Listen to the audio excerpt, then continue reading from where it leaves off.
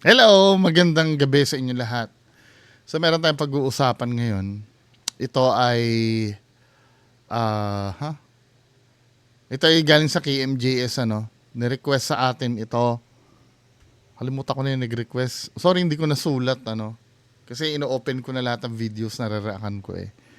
Ito yung Berbenota daw, bantay ng Biri Island. Ano yun? Tingnan nga natin.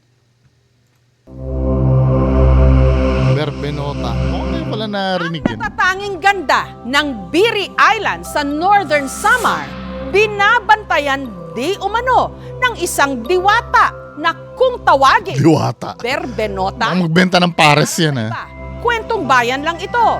Kathang isip. Pero bakit maraming mga tiga Samar ang nagpapatotoo sa kanyang kwento? Matagal nang kinikiliti ang ating imahinasyon ng Kinikiliti daw, sabi ng imagination. Kinikiliti daw eh. maalamat at modernong syudad di umano ng Biringan na di umano may portal sa iba't ibang bayan ng Samar. Pero sunod sa mga engkanto ng Biringan, may isa pang kwentong bayan sa Samar na magpahanggang ngayon, marami pa rin ang nagpapatotoo at naniniwala ang kwento ni Berbenota.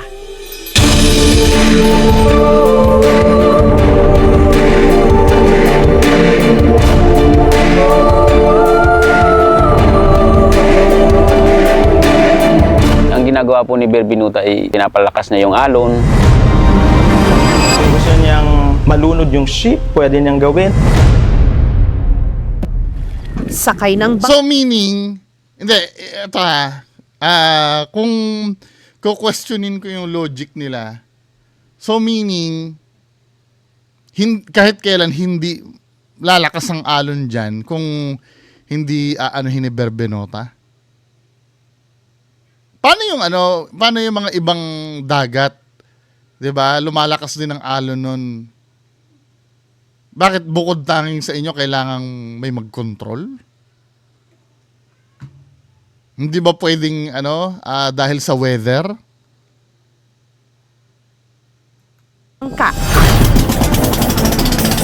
Isa't kalahating oras mula Lavezares Port, matatagpuan ang isang isla na tinatawag na Battle of Gods.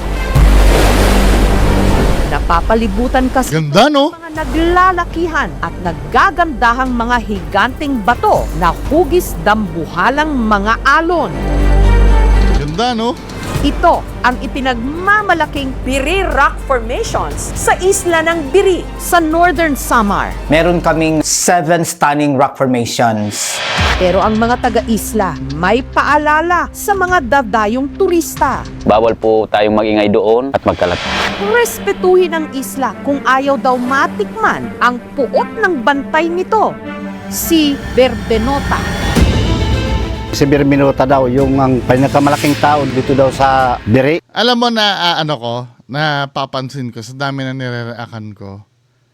Kadalasan ang nagiging dahilan yung mga yung or ang laging naniniwala sa ganyan yung mga taong isolated, no? Yung let's say nakatira sa isang isla, yung wala silang mapanooran na TV.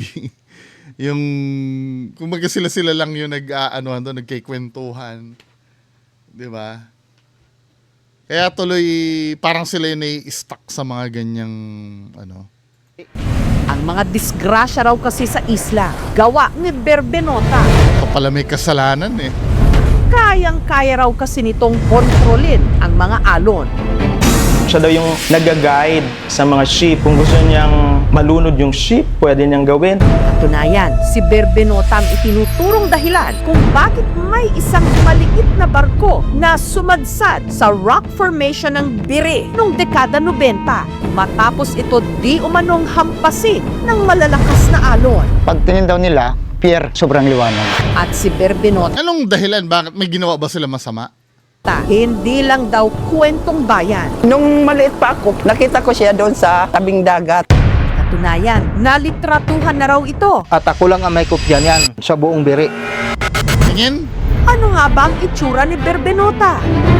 Ang sinasabing tahanan ni Berbenota, ang isa sa 7 rock Ayaw pa talaga ipakita nung picture formations sa Biri Island, ang Magasang Rock Formation. Ang Ganda, no? Magasang Rock Formation ay tunuturing na palasyo ni Berbenota. Nanalangin siya sa mga diwata, sa mga Diyos, na gawing bato yung palasyo niya para protektahan yung mga naninirahan doon. Bago tayo makarating doon, so dadaan muna tayo dito sa tulay. So pagdating po sa dulo, lalakad po tayo ng mga 15 to 20 minutes po sa dagat po. Tamang-tama kasi ngayon low tide eh. Pero sulit naman ang pagod dahil ang view mula sa Magasang Rock Formation, makapigil hininga. Ako, bawal pala tayong pumunta dyan eh. Mula sa itaas, Makapigil ang hininga. naglalakihang alon ng Pacific Ocean. Parang nasa ibang mundo. First time ko makakita ng lugar na to. Walang katulad. Gayunman, ang Pero ganda niya talaga, no? Henry may paalala. Bawal po tayong magsulat sa bato, lalo na po bawal po tayong sumigaw at magkalat. Si Berbenota raw kasi masamang magalit. Ang ginagawa po ni Berbinuta ay pinapalakas niya yung alon. Kasi siya yung protector ng Magasang Rock Formation, yun ang paniniwala. Gayunman, si Berbenota kilala rin daw na mapagbigay. Tumutupad po ng kahil Laki naman ng braso ni May Berbenota. mga kwento pa nga ang mga residente na di umano nagpapahiram ito ng plato gaya ng patotoo na Ayos matandang residente sa isla, ang 84 anyos na si Lola Baka, Lola, naiwan lang yun ng yung mga nandoon. Rosario. Ang kwento ng lola ko noon, hiniling kay Berbinuta mahiram ng mga plato. Ginagamit sa pista, mayroon hiniram kay Berbinuta, nakita na kinabukasan. Pero ang hinihiram na plato, iniiwan sa iba pang isla na halos kalahating oras ang biyahe mula sa isla ng Biri, ang Hinablan Rock Formation. Ang sabi ng tatay ko, ito daw yung pinagpapahingahan niya nung araw. Basag na lang na plato nakikita. Kaya kasama si Danilo, naglayag ang aming team patungong isla ng Hinablan. Nung naghukay kami dyan sa may malapit sa puno, na-aksidente lang na natagpuan yung mga plato na basag. Ito, katulad nito. Ito ang pinakadulo ng plato para silang palayok. Ganito ang nahukay namin ng mga plato noon. Pinagsama-sama namin itong mga basag, ganito talaga ang nangyayari. Parang platito. Ito. Naniniwala talaga kung ito ang plato ni Berbenota dahil ito ang sabi ng tatay ko eh. Pero paano nga ba nagsimula ang kwento tungkol Plato. kay Berbenota? Diwatang Iba't ibang version. Si Berbenota, siya ay isang mortal na dinaay or binugkot, chinarm na pumunta doon sa isang spiritual world kasi nagustuhan siya ng isang prinsipe. Kaya eventually, naging diwata. Ayon sa mga kwento, si Berbenota ay romantically linked sa prinsipe ng Araw City, isa ring magical or spiritual world na matatagpuan sa Gamay Northern Samar. Ang Araw City ay parang katulad din ng Biringan. Sinasabi na nag-overlap o magkatabi sila. Ang nagta-travel daw si Berbenota through Golden Galleon kapag gusto niyang pumunta doon sa Araw City. Pinaniniwalaan din ng mga taga-isla. High-tech city, tapos galyon pa yung sasakyan. Wala ba sila aeroplano Si nun? Berbenota tumulong sa kanila nung nakaranas sila ng matinding paggutom noong dekada 90. Nag-ayo kami kang Berbinuta yung pagkaon kasi nanay ni nagugutom kami. Sunod na lang nilang nabalitaan, may sumadsad na barko sa kanilang isla na may kargang pagkain. Ang laman ng barko na yon, bigas, asukal, harina, mga chichirya, kaldero, kawa. Naghahakot din ako ng mga noodles, gatas. Si Henry, nakakuha raw noon ng kawa at kaldero. Ito yung malaking kawa na nakuha po namin doon sa maliit na barko. Hanggang ngayon po ginagamit po namin. At sa kalagitnaan ng kaguluhan sa pagkuha ng pagkain at gamit mula sa nadiskaril na barko, di umano, nagpakita si Berbenota Makinis na makinis siya. Maputi. Ang damit niyan, white. at nakuhanan pa raw ito. Yan. Wala nga may kopya niyan sa buong Biri. Isa lang ang nagpicture. Yung photographer nagbigay ng negative dito. Isa ako sa nabigyan ng ng negative. Ang film negative, ipinadala pa raw noon ni Artemio sa Maynila para ipa-develop. Nung dumating yung Pa-develop. tiyahin ko sa Maynila, pagbalik, dala na yung retrato. Yung nakita ko lang yung picture, May yun yung may babae. Ang litrato ipapasilip nila sa telebisyon sa kauna-unahang pagkakataon. Hindi siya edited. Diyos ko naman, pabitin pa ng pabitin. Nga ba ang di umano totoong itsura ni Berbenota na ilang dekada kiliti sa imahinasyon ng mga taga-Biri sa Samar? Maraming nagsabing si Berbinuta. Siya rin ang nakita ko nung bata pa ako. Ibubunyag na sa aming Talagang ano no? Papakita talaga. ang Biri Rock Formations sa isla ng Biri sa Northern Samar. Binabantayan daw ng maalamat na si Berbenota. Tapos lahat yung sasakyan na ano, na yun na yung... Siya daw yung nag-guide sa mga ship. Kung gusto niyang malunod yung ship, pwede niyang gawin. Hanggang Paulit-ulit. isang barko na sumadsad sa isla na may lulang pagkain na sa paniniwala nila kinontrol ni Berbenota ang alon upang mapunta ang barko sa isla. At sa kalagitnaan ng kaguluhan, ang sinasabing si Berbenota nalitratuhan daw Ako lang ang may kopya niyan sa buong Biri. Isa lang ang nagpicture, nagbigay ng negative dito. Isa ako sa nabigyan ng ng negative. Nung dumating yung tiyahing ko sa Maynila, pagbalik, dala na yung retrato. Yung nakita ko lang yung picture, may yun yung may babae. sa litrato. Makikita ang isang babaeng nakapalikod. Medyo matangkad ito. Nakasuot ng puting damit. Parang white lady. Ang ulo niya parang nakapusod na buhok. Nakaharap siya sa nakahimpil na maliit na barko na parang nakamasid.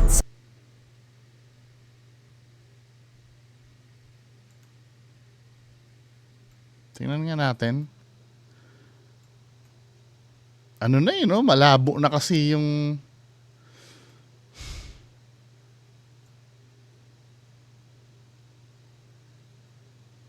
Sabagay, 90s pa to, no? May negative. Ito, paredolya na naman to, min, eh. Hindi ko siya masyado ma-distinguish kasi nga madumi na yung picture. Ito, obviously, buhok ito, no? Pwede kasing ano to eh, isa ito doon sa mga nandun sa barko eh. Wala, hindi ko talaga ma-made up. Anong tingin nyo dyan? Alis ko lang yung ano ko ha.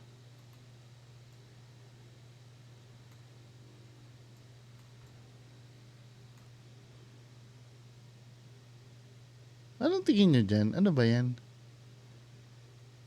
Ito, buhok ito. Or, naging transparent kasi siya, no? Baka naman double exposure to. Kasi i-roll out na natin yung ano eh, yung editing kasi ito ay negative eh. Galing sa negative, di ba? Feeling ko ano to, double exposure to dahil para siyang transparent eh. Tingnan natin yung paliwanag ng photo X. Sa mga residente, Maraming nagsabing si Berbinuta. Natakot ako. Siyempre, hindi naman karaniwang tao yan. Siya yung Berbinuta na yun. Siya rin ang nakita ko nung bata pa ako. Tsaka isa pa, so ibig sabihin, wala na bang iba? Wala na bang ibang pwedeng pagsuspetsahan? Siya na agad talaga yon? Wala na ibang elemento doon? Confirmation bias eh. tanong-tanong na rin daw nila noon kung sino ang nalitratuhang babae. Pero wala raw nakatukoy. Sigurado kami hindi residente dito yan. Kung taga rito yan, kilala namin. Siya nga ba Paano nyo naman kasi makikilala nakatalikod? Tapos ano? Atay naman. Pero transparent siya, no? si Berbenota? Samantala, sa aming pagsasaliksik, kumpirmado ngang may maliit na barko na sumadsad sa isla ng Biri noong dekada 90.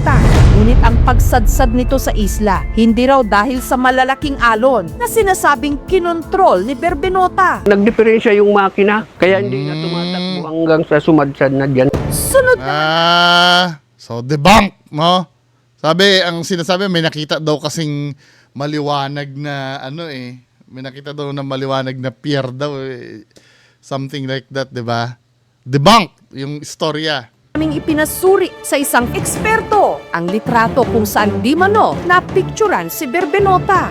Medyo mahirap din siya kasi ma-analyze due to all of the the damage and grunge na texture, kumbaga. Hindi siya edited, pero nagbibigay siya ng shape ng tao. Masyado nakafocus yung photographer doon sa mga tao, pero hindi niya napansin na biglang may dumaan. Nagmukha siyang malaki dahil nasa foreground siya, which explains why malabo siya compared doon sa mga ibang tao doon sa picture. Pero hindi ko rin ma-dismiss na baka nagkaroon nga ng anomaly sa development process, kaya nagkaroon ng figuras. Para sa amin, totoo yan. Kahit Talagang solid na, no? anong sabihin ng ibang tao, hindi kami maniniwala na Di ba? Ganyan kalupit talaga ang paniniwala ng hanggat hindi ako din naman nahirapan akong i-debunk kung paano ito kasi transparent ito eh. Pero let's say totoo, no? Totoong anomaly siya o totoong entity siya. How sure are you na si Berbenota na agad 'yan? 'Di ba? Paano mo mapapaliwanag na siya na 'yan? Hindi rin kasi kung malinaw-linaw lang to, itong picture na to, mas makakahanap tayo ng clue eh. Madumi na talaga siya eh. Hindi mo na alam kung alin dyan yung part ng picture sa hindi. Diba? Figuras. para sa amin, totoo yan. Kahit anong sabihin Talaga ng sarado na eh. Para sa amin, totoo yan.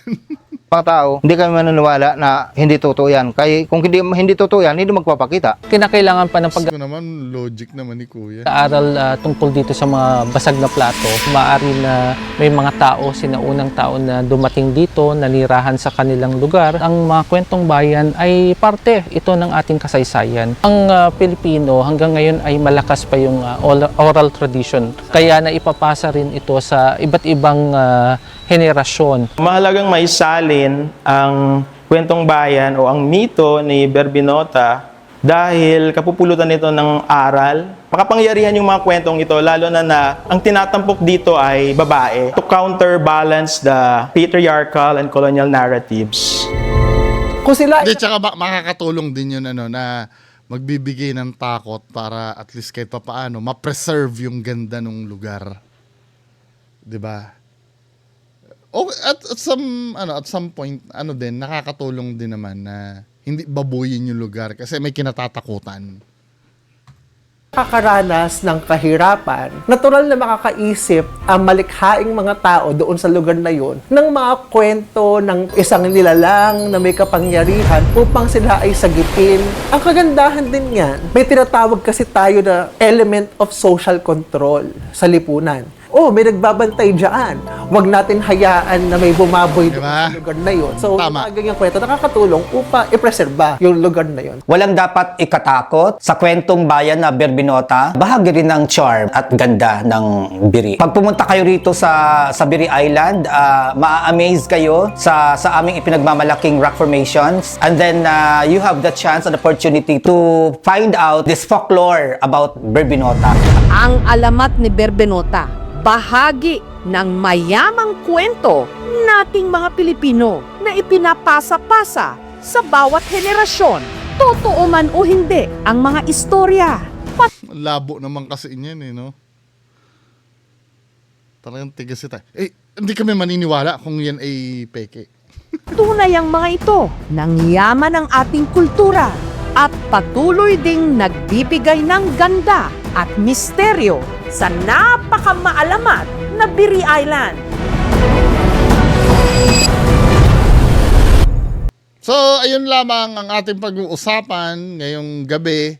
Magandang gabi po sa inyong lahat. Maraming salamat sa suporta. Bye-bye!